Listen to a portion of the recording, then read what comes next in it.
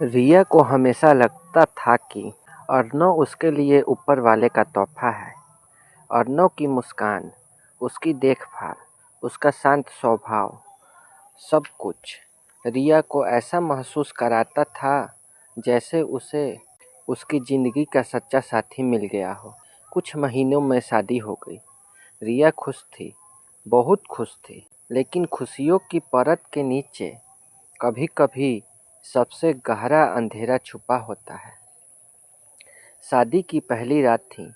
रिया को कुछ अजीब महसूस हुआ। कमरा ज़रूरत से ज़्यादा ठंडा हो जाता था। हवा में एक अनचाहा सन्नाटा था और दीवारों पर हल्की-हल्की खरोंचें, जैसे किसी ने नाखून घसीटे हो।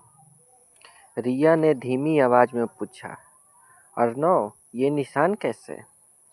अर्नव ने बस मुस्कुराया, लेकिन वो मुस्कान किसी इंसान के जैसे नहीं थी।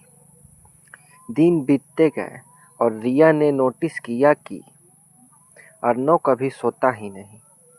रात के बीच वो अंधेरे में बैठकर किसी अनजान भाषा में कुछ बोलता रहता है। उसकी आंखें बिल्कुल काली हो जाती हैं, मानो उनमें कोई दानवी परछाई छुपी। एक रात रिया ने उसका हाथ पकड़ना चाहा, लेकिन उसने महसूस किया कि वो इंसान का हाथ नहीं था। वो बर्फ से भी ठंडा और खून से सना हुआ था। रिया डर कर पीछे हट गई। तुम क्या हो? और उसी पल अर्नव की असली सूरत सामने आने लगी। उसकी त्वचा फटने लगी, चेहरा पिघलने लगा और उसके पीछे उभरा एक भयानक शैतानी रूप। उसने भारी आवाज में कहा, मैंने तुमसे शादी इसलिए की क्योंकि मुझे एक पवित्र आत्मा चाहिए थी। तुम मेरी चाबी हो, मेरी दुनिया का रास्ता खोलने वाली आत्मा।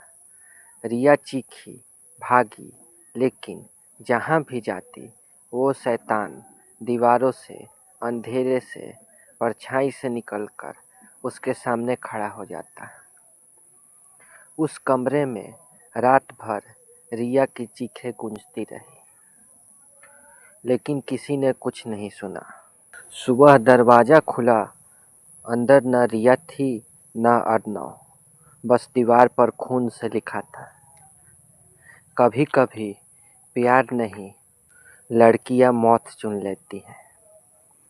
आज भी लोग कहते हैं उस घर में एक लड़की की धीमी आवाज़ सुनाई देती है जो पूछती है, क्या तुम भी किसी से अंधा प्यार करते हो? और अगर आप ऐसी ही खून जमा देने वाली, रातों की नींद उड़ाने वाली कहानियाँ सुनना चाहते हैं तो सृष्टि हॉरर को सब्सक्राइब कीजिए, जहां डर सिर्फ कहानी नहीं, अनुभव बनकर सामने आता है।